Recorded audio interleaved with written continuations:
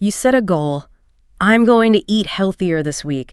You feel this burst of motivation. You stock up on veggies. You tell yourself, okay, this time is different. I'm really doing this. You tap into that feeling, that powerful resolve, that willpower. Yeah, that initial surge. And maybe for a day or even two, you're absolutely crushing it. You feel unstoppable. Right, riding that wave. But then inevitably, life happens. A brutal day at work leaves you utterly drained. Or the kids were particularly challenging. Totally. You're tired, stressed, and suddenly that box of comfort food cookies in the pantry isn't just sitting there. It's actively, seductively whispering your name. Oh, I know that whisper. That iron resolve you felt just yesterday, it feels impossibly thin. Yeah, like paper thin. And before you know it, you've caved. You're right back where you started, maybe even feeling worse than before, because now, on top of everything else, you feel like you failed yourself again. That feeling of arc, not again. It's so common. We have all been there, haven't we? Feeling like we just lack that innate trait, that mythical quality called discipline or willpower. Right. It feels like some people are just born with an endless supply of this magical fuel that lets them stick to anything. While the rest of us are running on empty. Exactly. But what if that common understanding is fundamentally wrong? What if willpower isn't an unlimited wellspring? What if relying solely on that conscious, effortful resolve is actually setting us up for disappointment from the very beginning? And if that's the case, then what's the alternative? What actually works? That's exactly the problem we're diving deep into today. We're taking a stack of sources, pulling from psychological research on self-control, the latest in behavioral science. Practical guides on habit formation. And even insights shared by people navigating these challenges in online communities to really unpack this idea. Yeah, to get beyond the surface level. We want to understand why willpower often feels so frustratingly unreliable. And critically, if it's not the dependable engine for change we thought it was, what is a more effective approach? Right. What actually leads to lasting change? Our mission in this deep dive isn't just to skim the surface of motivation tips. We're going to extract the core, actionable insights from this material to give you a clear understanding of the fundamental limitations of relying on willpower and, most importantly, provide strategies grounded in science. Real strategies. For building habits and designing systems that create lasting, perhaps even effortless change. Right. We're looking for the practical steps and the underlying science that can truly help you move forward consistently. Okay, let's get into it. Okay, let's unpack this. One of the first, most compelling ideas that jumps out of these sources, challenging our common assumptions, is that this idea of unlimited willpower might actually be a myth. Yeah, that's a big one. There's this concept often referred to as ego depletion, which paints a very different picture. Ego depletion. It suggests that self-control isn't like an infinite power source. It's more like a muscle. And just like a muscle, it can get tired from overuse. Oh, okay, like it gets fatigued. Exactly. Yeah. The early psychological research exploring this concept, notably pioneered by researchers like Roy Baumeister and his colleagues, proposed this muscle model of self-regulation. It's a muscle model. Yeah. The fundamental idea is that every act of conscious self-control, every time you exert willpower to resist a temptation, make a difficult decision, or regulate your emotions, you draw upon a shared pool of finite mental resources. Okay, a limited pool. And when you tap into these resources repeatedly without allowing them to replenish, they become depleted, leading to a state they termed ego depletion. Right. You've used it all up. Essentially, yeah. And they conducted some genuinely fascinating and honestly kind of brutal experiments to test this out, right? Like the really famous one involving food. Yes. The 1998 study by Baumeister, Bretzlovsky, Muravin, and Tice is a classic example cited in the sources. In this experiment, they brought participants into a lab environment. Okay. Some were placed in a room with the irresistible aroma of freshly baked chocolate chip cookies. Oh, man. Along with some radishes. One group was allowed to indulge freely in the cookies but had to ignore the radishes. Lucky group. Another group, the one designed to test willpower, had to do the opposite. They were instructed only to eat the radishes and actively resist the delicious, tempting cookies right in front of them. Ooh, just radishes while smelling cookies. Exactly. And a control group simply waited and wasn't offered any food initially. Oh, man, resisting fresh chocolate chip cookies while eating a radish. That sounds like a special kind of psychological torture. I can already feel my willpower draining just thinking about it. Certainly highlights the challenge. After that initial task, whether they ate cookies, radishes while resisting cookies, or did nothing, All participants were then given what they were told was a challenging geometric puzzle to solve. Okay, a puzzle task. What they didn't know was that the puzzle was actually designed to be impossible to complete. Ah, tricky. The researchers weren't interested in whether they solved it, but rather how long they would persist on this frustrating, unsolvable task before finally giving up. So they were measuring persistence, not puzzle-solving skills. Precisely. And the critical finding. The group that had been forced to resist the cookies and ate only the radishes. The group that had just consciously exerted a significant amount of self-control. The poor radish eaters. Yeah, they gave up on the impossible puzzle much, much faster than the other groups. Really? Significantly faster. Significantly less persistence, less mental endurance to apply to this new, completely unrelated difficult task. Wow. The researchers interpreted this reduced persistence as evidence of ego depletion. The act of resisting the initial temptation had drawn down the mental resources needed for subsequent self-regulatory efforts like persistence. So, the energy or mental fuel needed to say no to cookies is somehow the same fuel needed to keep trying on a tough problem. That's a really powerful idea, that self-control isn't task-specific. It draws from a general pool. Exactly. It's presented as a general-purpose resource for self-regulation. Another compelling example from that early research involved asking participants to perform a task that required suppressing their true beliefs. Suppressing beliefs, how? They were asked to voluntarily write or give a speech arguing a viewpoint that was completely contrary to their deeply held personal beliefs. Like arguing for mandatory pineapple on all pizzas if you're vehemently against it. Precisely that kind of deliberate belief-violating act. This task requires conscious self-regulation to suppress your genuine feelings and thoughts and construct a persuasive argument for the opposing side. That sounds difficult, mentally taxing. Very. And similar to the food experiment, they found that participants who voluntarily engaged in this counter-attitudinal advocacy also showed less persistence on a subsequent difficult task compared to a control group. So doing that also drained their persistence fuel. It seemed to.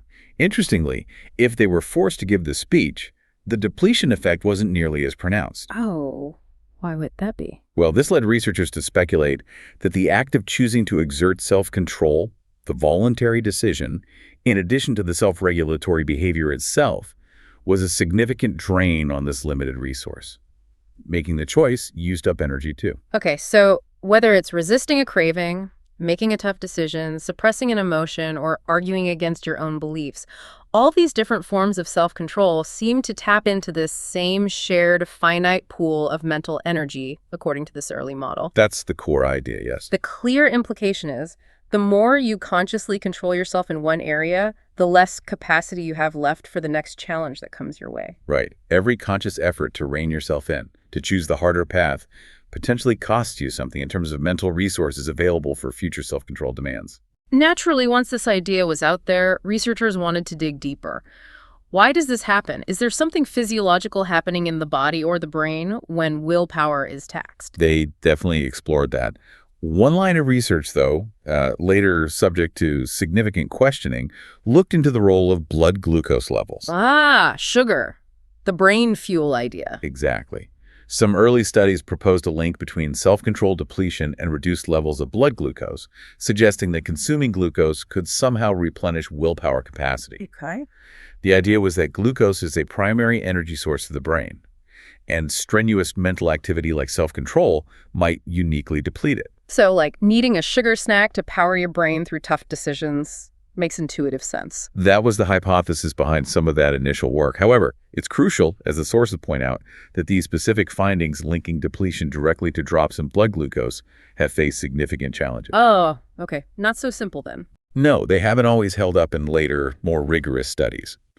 There were even some fascinating, if perplexing, studies suggesting that simply tasting a sweet beverage without swallowing it or absorbing any significant glucose. Just tasting. Yeah, just tasting it could temporarily improve performance on a subsequent self-control task. Whoa.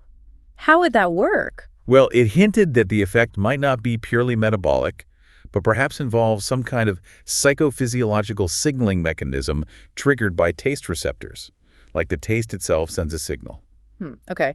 So maybe not just about physically running out of sugar fuel, but something more intricate involving how the brain responds to signals like sweetness. That's one possibility to Yeah. discuss. Other physiological research mentioned in the sources has investigated heart rate variability, or HRV. HRV, right? I've heard about that. Some studies have indicated that HRV could serve as a potential marker for an individual's capacity for self-control before a task, and also reflect the degree of depletion experienced after exerting self-control. Generally, a lower HRV has been associated with a state of being more mentally taxed or having a reduced capacity for self-regulation. That's really interesting, linking a measure of our autonomic nervous system activity, like patterns and heart rate, to our capacity for mental self-control. It suggests a deep connection between the physical and the mental. Definitely. And then there's the neural side, which has used techniques like EEG recordings to look at brain activity. Okay, brainwave. Some studies have focused on something called the error-related negativity, or ERN signal. This is a specific brainwave component generated in the anterior cingulate cortex. The ACC, involved in error detection. Exactly that part of your brain that's sensitive to deviations or conflicts. Research by Inslicht and Gutzel, referenced in the sources, found that individuals who had just exerted self-control by suppressing their emotions while watching an upsetting video. Like trying not to cry during a sad movie. Pretty much. They subsequently showed a weaker ERN signal compared to participants who hadn't needed to regulate their emotions.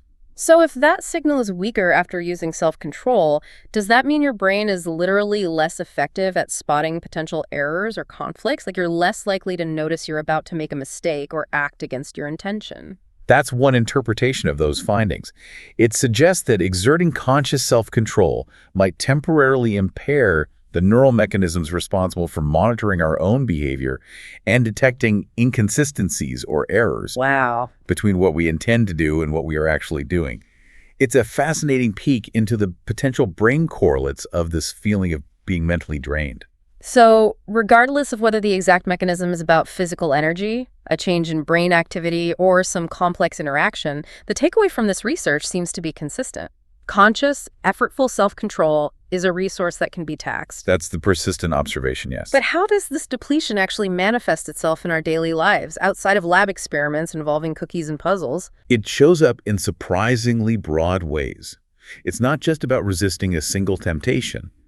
Depletion appears to affect various aspects of self-regulation, including our emotional responses and social behavior. Like how? For instance, some studies have linked states of ego depletion to reduced feelings of guilt and a decreased tendency to engage in pro-social behavior. Less guilt. That's a bit counterintuitive. Why would being mentally tired make you feel less guilty? Well, the theory is that experiencing guilt requires a certain level of mental capacity to reflect on your past actions, consider their impact, and engage in that internal moral evaluation. Okay, it takes mental energy to feel guilty properly. Sort of. When your mental resources are depleted, that capacity for deep reflection might be impaired, making it harder to fully process and feel the weight of guilt. One study, for example, had participants suppress emotions while watching a movie, and then play a game where errors resulted in their opponent getting blasted with noise. The depleted participants not only reported feeling less guilt about causing discomfort, but also subsequently donated less money to charity. Wow, that's a pretty heavy implication that simple mental fatigue from managing yourself could make you less empathetic or less inclined to be kind to others. It highlights how fundamental this resource might be for complex human interaction. Another interesting manifestation relates to the perception of fatigue. How you think you feel. Exactly. Research on illusory fatigue indicates that even if your actual physiological or resource level isn't critically low, simply believing that you are fatigued or depleted can impair your performance on subsequent self-regulatory tasks. So the belief itself can drain you. The psychological belief can become a self-fulfilling prophecy, potentially. So if I've had a long, tough day and I think to myself, I'm utterly spent, I couldn't possibly exercise or resist this snack be patient right now, that thought itself can make it harder, regardless of how much actual energy I have left. Potentially, yes. Yeah. Your perception of your capacity plays a role. And while there's some evidence that external motivators, like being offered money or even a strong personal belief in having unlimited willpower. The mind over matter idea. Sort of. These things can temporarily help you push through depletion effects, but the sources suggest this isn't a long-term solution. One study found that believing in unlimited willpower helped participants perform better on a second self-control task. Okay, that sounds promising. But they still showed signs of depletion on a third task. Yeah. It's like you might be able to borrow from future reserves to get through one challenge, but you still eventually hit the wall. Okay, so it's a temporary buffer, not a fix. So the daily manifestations are much broader than just giving into a food craving. They touch on our emotional resilience, our capacity for kindness, our self-perception, and our ability to persist through difficulties. This connects directly back to those everyday moments we discussed at the start, why you might snap at your family after a mentally draining day at work. Yeah. Or why grabbing fast food seems irresistible when you're exhausted. Or why you make impulse buys online when you're mentally fatigued from a complicated task. Exactly. The real-world implications of this limited willpower model are quite significant across many domains of life. Think about people who are constantly dieting. Right, that's a classic example. The sources highlight this as a prime example. Chronic dieters are in a near-constant state of self-control, resisting cravings, monitoring intake, making conscious food choices. It sounds exhausting just describing it. It is. This consistent effort is a form of resource expenditure in itself. The sources mention a study where dieters who had already exerted self-control by suppressing emotions while watching a movie subsequently ate significantly more ice cream in a taste test compared to non-dieters or dieters who hadn't suppressed emotions. So the very act of dieting makes you more vulnerable to breaking the diet when you're tired. That's the implication. Dieting makes you inherently more susceptible to failure when faced with strong temptations, especially when your willpower resources are already low. That makes so much sense why dieting can feel like such an exhausting, relentless battle. It's not just about the food. It's the continuous mental drain of resistance. Right. It's not just about food either. The same principle applies in athletic performance. Mental fatigue resulting from demanding cognitive tasks has been shown to hinder subsequent physical performance in athletes. So your brain being tired can directly impact your body's capacity to perform at its peak. Yes, exactly. And think about consumer behavior, as highlighted in the sources. The sheer volume of choices and decisions involved in modern shopping, especially online, Oh yeah, decision fatigue. can cause decision fatigue, a form of depletion. When consumers are depleted, they are more likely to make passive decisions, default to the easiest or cheapest option, Or make impulsive purchases that they might later regret. and which don't align with their actual values or financial goals. Right. Ads and complicated promotions can contribute to this fatigue, pushing consumers towards less deliberate choices. And there's even a fascinating finding mentioned that consumers who generally score low on trait self-control might be more susceptible to seeking out high-status products, even paying more for them. Really? Why? Perhaps as a way to feel a sense of empowerment or control they feel is lacking elsewhere in their lives. Interesting psychological compensation. So this limited willpower capacity can negatively impact our health, our finances, our relationships, even our performance. The consequences of relying on this fragile resource are far-reaching. They really are. And if all that wasn't enough, there's this counterintuitive twist. Actively trying not to do something can actually make it harder to resist. Yes, the paradox of resistance or thought suppression. The sources bring up the classic example. Try not to think about a purple elephant. Okay, let me try. Yep, Short please. pause. Nope, it's there. Big, purple, hard to miss, of course. Exactly. The more you consciously try to suppress a specific thought, image, or urge, the more likely it is to pop into your mind with increased frequency and intensity. It's like a mental rebound effect. The ironic process theory. Precisely. And how does that loop back to the willpower problem? When you rely on willpower as your primary strategy to deal with unwanted habits or urges, like trying not to think about smoking if you're quitting, or trying not to think about reaching for that snack when you're trying to eat healthier, you're engaging in this mentally draining act of suppression.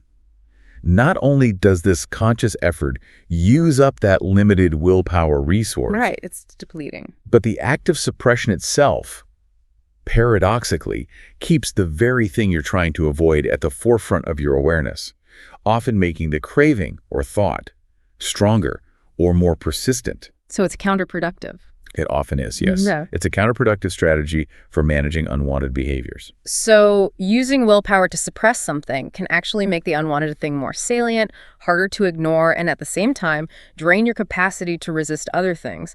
It really does sound like a frustrating cycle and honestly a bit of a losing battle if this is your only tool. It can certainly feel that way when that's the primary mode of control you're relying on. Now, it's important to acknowledge, as the sources do, that the ego depletion model hasn't been without its challenges and controversies within the scientific community.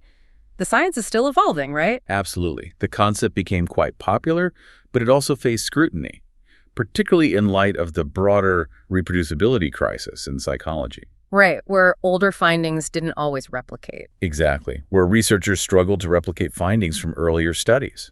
While a major meta-analysis in 2010 seemed to strongly support the effect, later, more stringent meta-analyses and large-scale multi-lab replication projects sometimes yielded conflicting results, questioning the size and even the reliable existence of the effect when studies were pre-registered and conducted with high power. So other labs trying the same experiments didn't always find the same significant effect as the original studies. That throws a wrench in things. That's been a key part of the debate.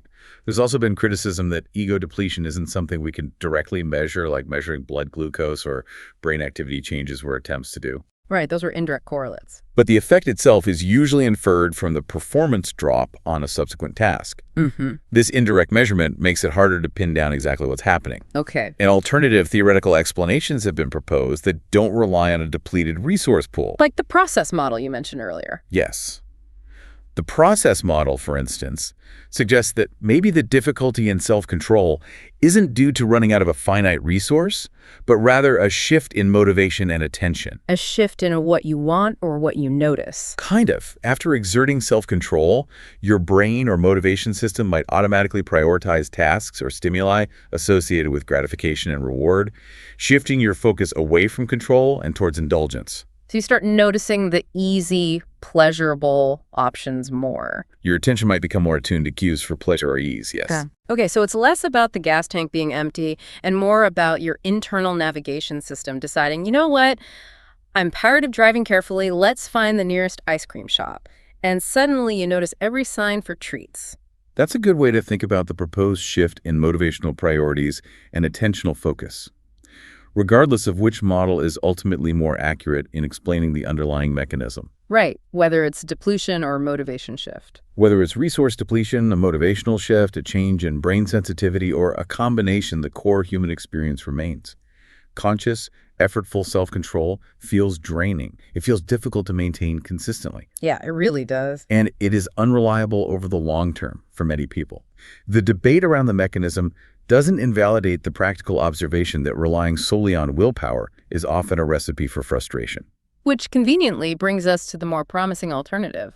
If willpower isn't the magic answer, what is? And that's where the power of focusing on systems and habits comes into play. It's a fundamental shift in approach. Systems over willpower. This is where we move from fighting constant battles, using willpower, to focusing on designing a life and environment where the desired behaviors happen more automatically, with less effort. Okay, I like the sound of less effort. A core idea from the sources here, particularly emphasized in works like Atomic Habits, is the critical distinction between goals and systems. Goals versus systems. Explain that. Goals are the results you want to achieve. Lose 10 pounds, finish writing a report, get a promotion, run a marathon. They are the finish line. Okay, the destination. Precisely. And systems are the processes that you follow to get to those results. The sources cite the powerful quote, "You do not rise to the level of your goals. You fall to the level of your systems." Ooh, say that again. You do not rise to the level of your goals. You fall to the level of your systems. Wow. That quote really resonated with me too. It suggests that the problem isn't necessarily the outcome you're aiming for, but the day-to-day process you're following, or lack thereof. Right. Your habits, your routines, the environment you're in. Exactly. It reframes the challenge. If you're consistently struggling to achieve your goals or change your habits, the issue might not be a personal failing. You're not inherently undisciplined or lacking willpower. It's not you, it's your system. The problem is likely with the system you're currently operating within, or the absence of an effective system to support the change you desire. The focus shifts from blaming yourself to analyzing and redesigning your approach and environment. That feels much more empowering, actually. Less about personal failure. It is. Yeah. And within this shift towards systems, the sources highlight the incredible cumulative power of small, consistent improvements. The idea of getting 1% better each day. Ah, the 1% rule. I love this concept. This is a really counterintuitive but profoundly true concept. Yeah. The math behind it is quite compelling. If you manage to get just 1% better at something every single day for an entire year, by the end of 12 months, you won't just be slightly better. You'll be roughly 37 times better than when you started. 37 times better. From just 1% daily improvement. That sounds almost unbelievable when you first hear it. It's the magic of compounding. Apply not to finances, but to self-improvement. That tiny, almost imperceptible improvement you make today and tomorrow and the day after doesn't feel significant in the moment. No, it feels like nothing sometimes. But those small gains stack up relentlessly over time, accumulating into a massive transformation. Think of it like small wins building upon each other, or small setbacks eroding progress little by little. Conversely, if you get just 1% worse each day, you'll decline almost entirely, approaching zero. So the emphasis isn't on making huge, drastic changes that require monumental bursts of willpower changes that are likely to be undone when willpower runs out. No, exactly. Those often fail. It's about consistently making tiny, manageable changes that compound over time. Yes. From this perspective, what truly dictates your long-term outcome isn't your current level of success or failure, or even the intensity of your initial motivation. What matters most is whether your current habits are placing you on a trajectory toward improvement. Are you pointing in the right direction, basically? Exactly. Are your daily actions setting you on the right path, even if the steps feel incredibly small right now? This connects powerfully to the idea of why you're trying to change, not just how you're attempting it. The sources contrast using willpower primarily for avoidance-oriented goals. Like, I should stop eating junk food, which feels negative. Right. Versus drawing motivation from values-based inspiration. Like, I want to be a vibrant, energetic person who takes care of their body, which feels positive, aspirational. Yeah. When your primary drive is trying to white-knuckle your way through and I should stop doing X behavior using willpower, it often feels like a constant, painful act of obligation and deprivation. That's the difficult habit struggle. It's all about resistance. But when you connect your desired change to a deeper why, something tied to your core values, your purpose, or a genuine vision of who you profoundly want to become, that provides a far more robust and sustainable source of motivation. It pulls you forward instead of you having to push yourself constantly. It reminds me of the Nietzsche quote mentioned. One who has a why to live for can endure almost anyhow. Precisely. Focusing on those external shoulds, or trying to eliminate bad things, keeps you locked in the mindset of effortful struggle against temptation. Which we know is draining. Exactly. But connecting your efforts to a deeply felt want, a purpose, or a future identity that aligns with your values shifts the motivation from a painful duty to an inspiring pursuit. It changes the emotional flavor of the effort. Okay, so finding that deeper why is crucial for keeping the system running. Very much so. And this leads to what is arguably the most profound shift in the framework presented in the sources, focusing on identity-based habits as the key to lasting change. Identity-based habits, what does that mean exactly? This is really the core engine of sustainable transformation. Your current behaviors are not random. They are a direct reflection of your current identity, your deeply held beliefs about yourself, whether conscious or unconscious. Okay, my actions reflect who I believe I am. Right. If you want to change your behavior for good, you need to change that underlying belief system about the kind of person you are. So instead of setting a goal like, I want to run a marathon and then trying to force myself through sheer willpower to go running every day, the first step is to think about becoming a runner. Exactly. The process outlined in the sources is twofold. First, you start by deciding the type of person you want to become. What are their values? What are their habits? Okay, define the ideal identity. Second, you prove that identity to yourself through small, consistent actions. Every single action you take, no matter how insignificant it feels in the moment, is presented as a vote for the type of person you are aspiring to become. A vote. I like that. That vote analogy is incredibly powerful and concrete. Each time I put on my running shoes, even if I only run for 10 minutes, I'm casting a vote for the identity of a runner. Exactly. Or each time you choose water over soda, you're casting a vote for being a healthy person. Right. And those small habits, those consistent votes, aren't just actions. They are accumulating evidence for your new identity. Building a case for who you're becoming. Precisely.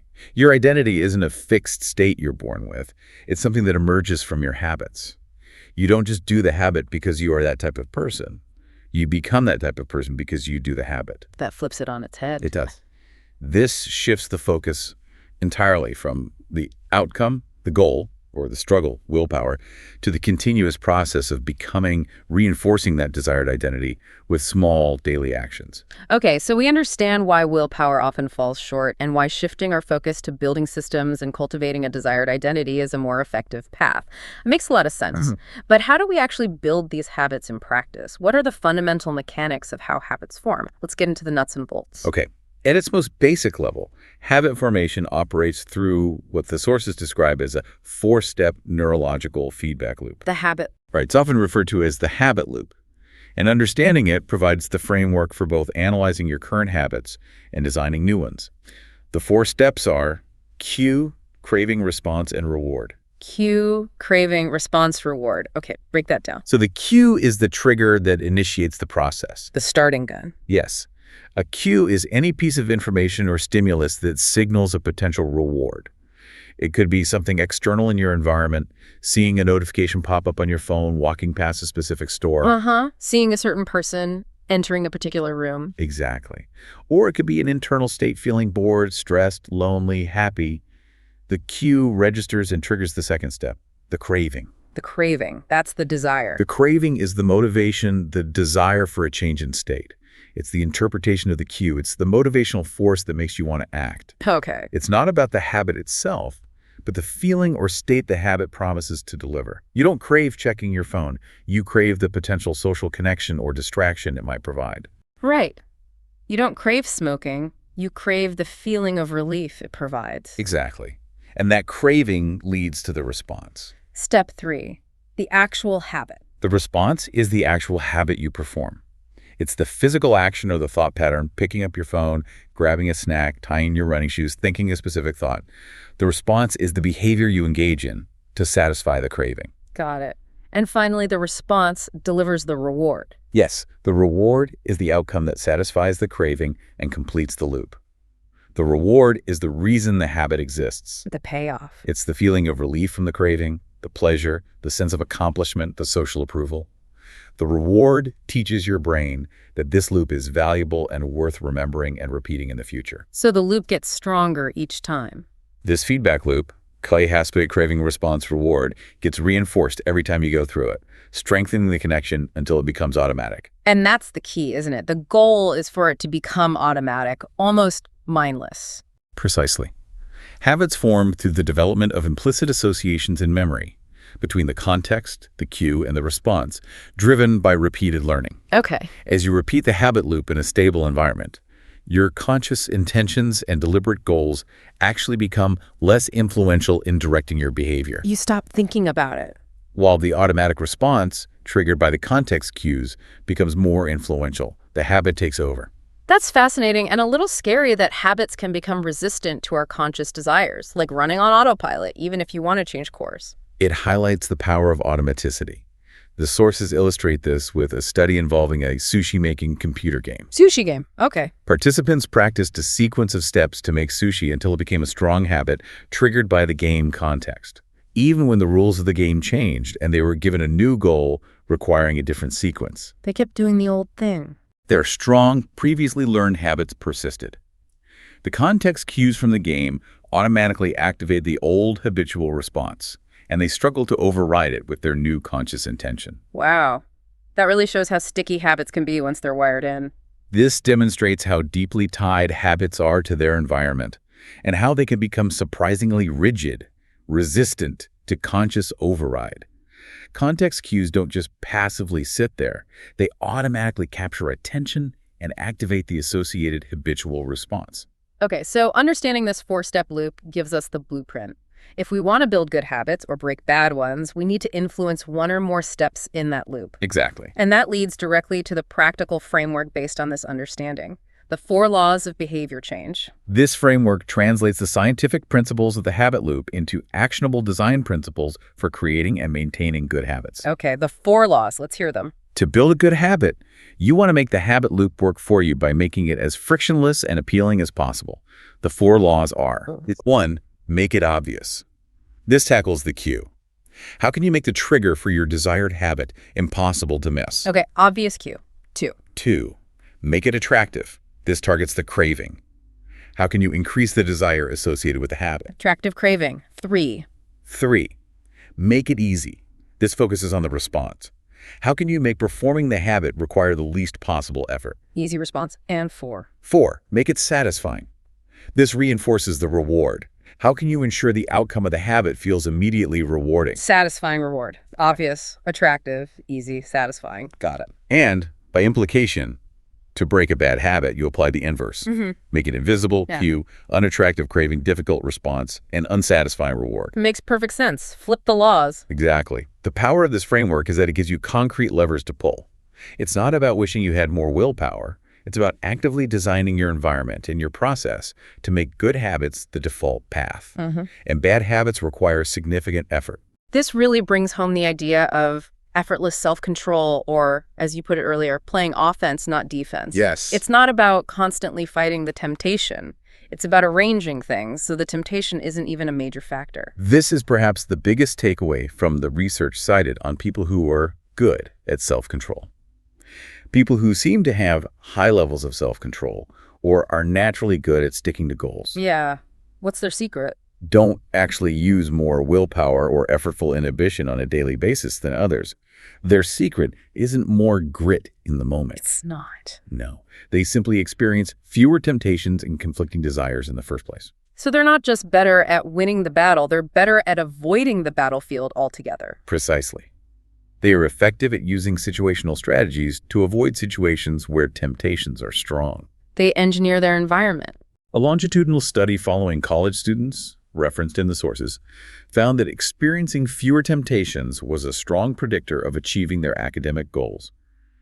Crucially, the amount of effortful self-control they reported using was unrelated to their success. Wow. So it wasn't about how hard they fought.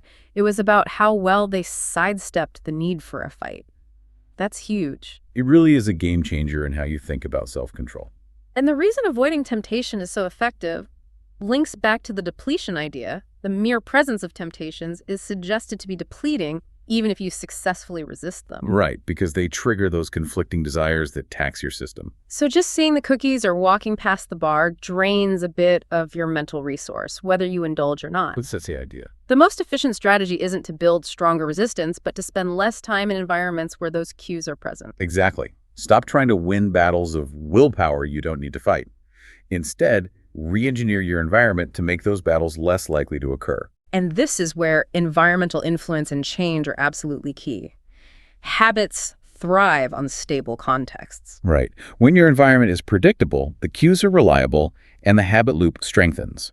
But conversely, disrupting the environment provides a golden opportunity for change. When things get shaken up. The sources call this the habit discontinuity effect.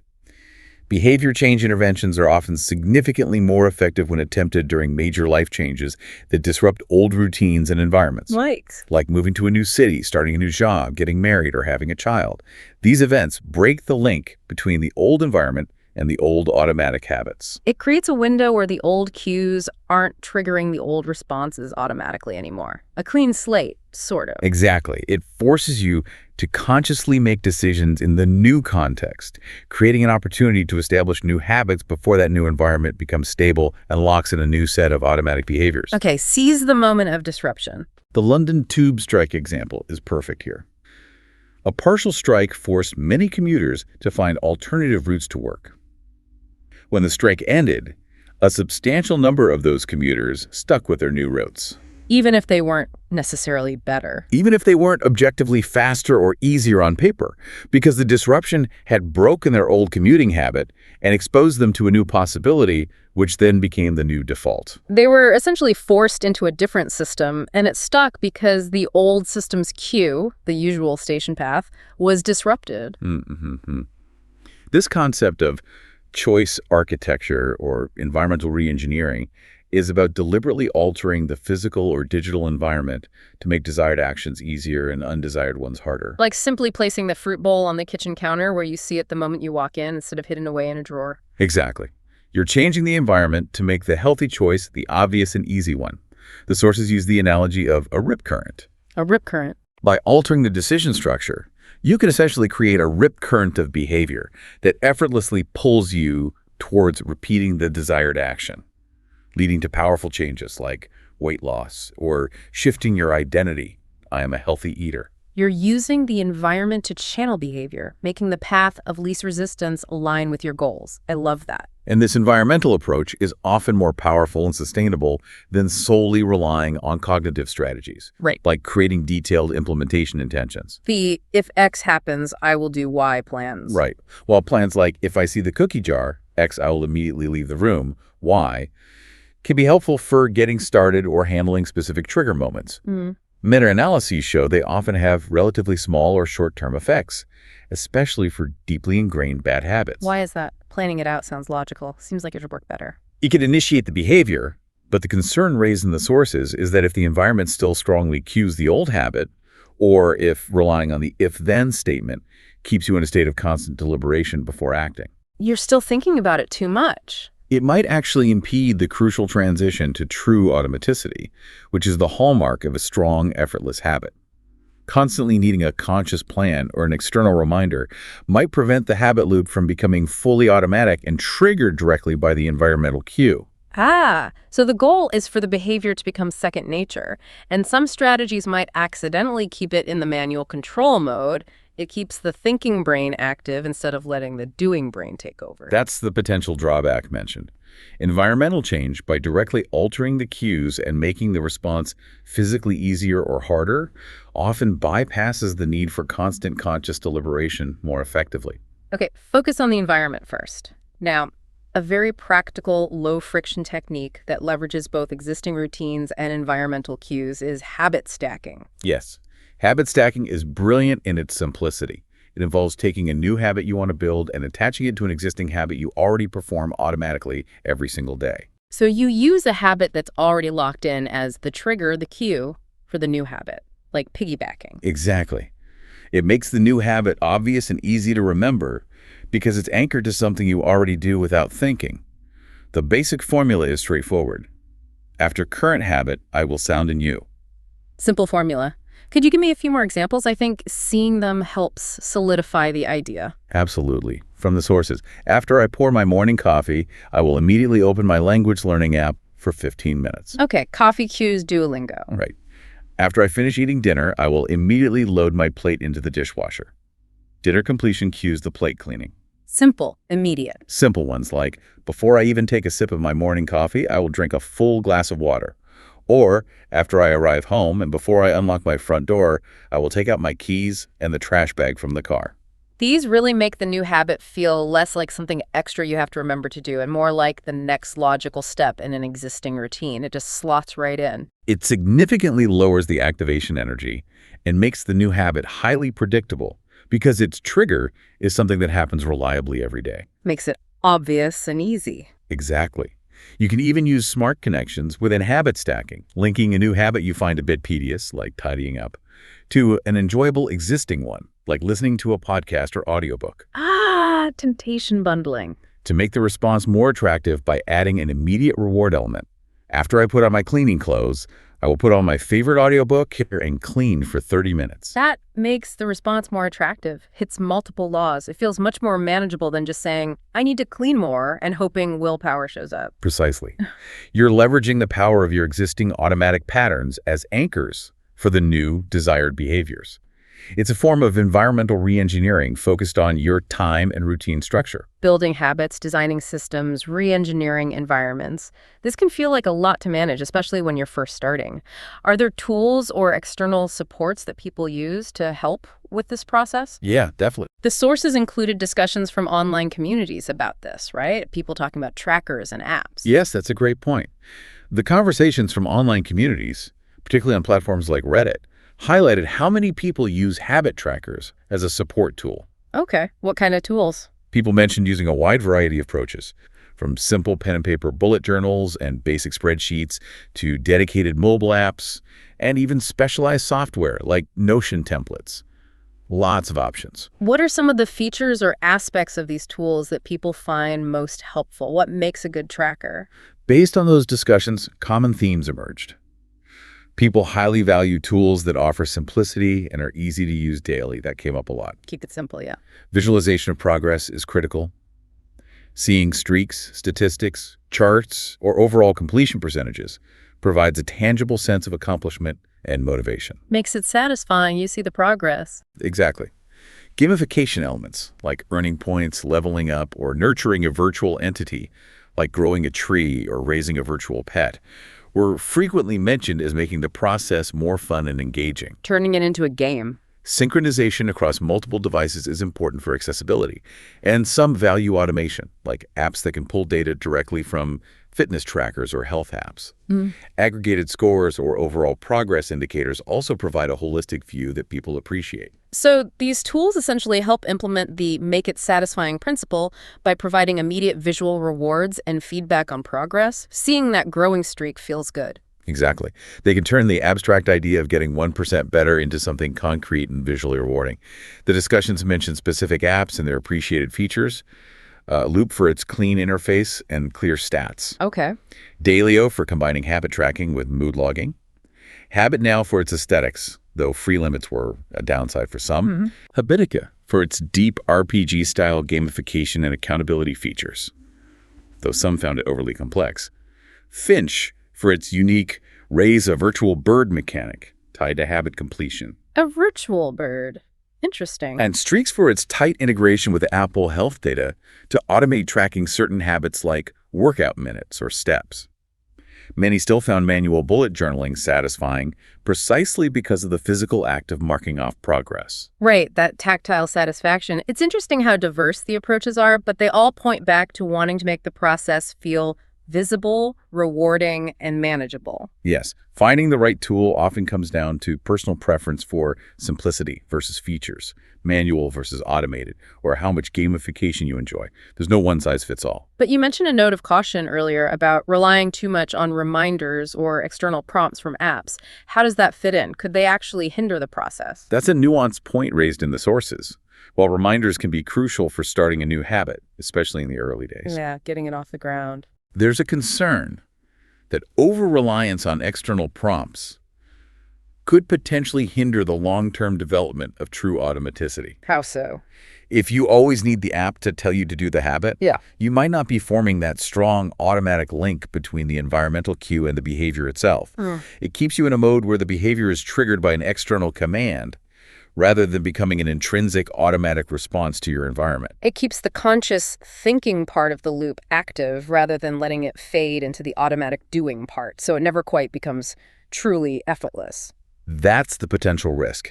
However, the sources also speculate that future context-aware technology might actually help Ow. by providing prompts precisely when you are in the environment where the habit should occur, for example, or a reminder to drink water only when you are detected to be in the kitchen. So the reminder is tied to the cue itself. This type of context-specific prompting might be more aligned with how habits are learned because it ties the reminder to the relevant cue, reinforcing that connection rather than bypassing it. That makes sense. The tech itself is becoming smarter about understanding our habits and environments. It's not just a dumb alarm clock anymore. And that leads us to the broader picture of how technology and big data are beginning to understand and even influence habits. Right, the bigger implications. Studies mentioned in the sources are using smartphone data, like location tracking, to gain insights into habit triggers, for example, finding correlations between smoking relapse and simply being exposed to locations where tobacco signs are visible. Wow, even without consciously craving. Even if the person didn't report craving a cigarette in that moment, the cue itself had an impact. Big data sets like anonymized student ID swipes tracking entry into different campus buildings have been used to identify habitual social integration patterns and even predict dropout risk. That's both incredibly insightful from a research perspective and a little privacy invading from a personal one. It highlights how deeply our habits are intertwined with our environment, both online and offline, Definitely. and how technology can observe and potentially influence those connections. Indeed. It underscores the power of the environment, whether physical or digital, in shaping our automatic behaviors, and it raises interesting questions about the future role of technology in habit formation and external control. Yeah, definitely something to keep an eye on. Finally, before we even dive into designing complex habit systems, there's a foundational layer that Steve Rose's piece in the sources really brings home, addressing basic physical needs. Yes, this is fundamental and often overlooked. Before you try to implement sophisticated habit stacking or willpower saving strategies, you need to ensure your basic physical needs are met. Sleep, food, movement. Adequate sleep, reasonable nutrition, and some form of regular physical activity. Unmet needs in these areas fundamentally drain your capacity for self-regulation. It's like trying to run complex software on a computer that's about to die because its battery is critically low. The basics have to be there. Exactly. If you're chronically sleep-deprived, constantly running on sugar and caffeine, or physically sedentary, your brain and body don't have the fundamental energy or charge needed to support conscious self-control or the initial effort required to establish new habits. You're starting from a deficit. Right. The good news, as the source points out, is that most people already have a pretty good idea of one or two small basic changes they could make in these areas. It doesn't have to be overwhelming. So before tackling the gym habit or the diet system, maybe start with getting to bed 30 minutes earlier or adding one vegetable to dinner. Shore up the foundation first. They provide the basic biological capacity required for the initial conscious push and consistency needed before the new habits can become truly automatic. It's foundational self-care that supports all other forms of self-improvement. Okay, that's a really important grounding point. This has been a significant deep dive, covering a lot of ground from the psychology lab to our daily routines and even the digital world. It really connects a lot of dots. We've seen that relying on willpower alone for significant, lasting change is often like trying to win a marathon by just sprinting repeatedly. It's a finite resource that gets depleted, is inconsistent, and can even backfire when used for suppression. Yeah, it's just not a sustainable strategy for the long haul. Sustainable long-term change doesn't come from heroic acts of willpower or resisting temptation through brute force. No. It comes from understanding the science of how habits work and strategically building robust systems and designing your environment so that desired behaviors become the default path, the path of least resistance. It's about shifting your focus from trying to win every battle against your impulses to proactively arranging your life so those battles occur less often, playing smart, not just hard. It's about leveraging the subtle but powerful forces of the habit loop, the compounding effect of tiny improvements, and tying it all back to the person you genuinely want to become. That identity piece. Using your daily actions as votes for that desired identity. Tools like habit trackers can be useful allies in this process by making progress visible and satisfying, but the core work lies in the design and the consistency. Ultimately, it's less about cultivating some mythical, innate discipline and more about being strategic, understanding human behavior, and intelligently designing your life to make success more likely. And the good news is, anyone can do this. Anyone can apply these principles to create meaningful and lasting change. Yeah. It's accessible. So here's something to consider as we wrap up this deep dive. If every small action you take throughout your day is effectively a vote for the type of person you wish to become, take a moment to reflect. What kind of person are your current daily habits collectively voting for? That's a powerful question. And thinking about that, what is just one tiny, perhaps even effortless vote could you intentionally cast today to start shifting that identity closer to the person you truly aspire to be? That's a powerful thought to leave with. Thanks for joining us on the deep dive. Until next time.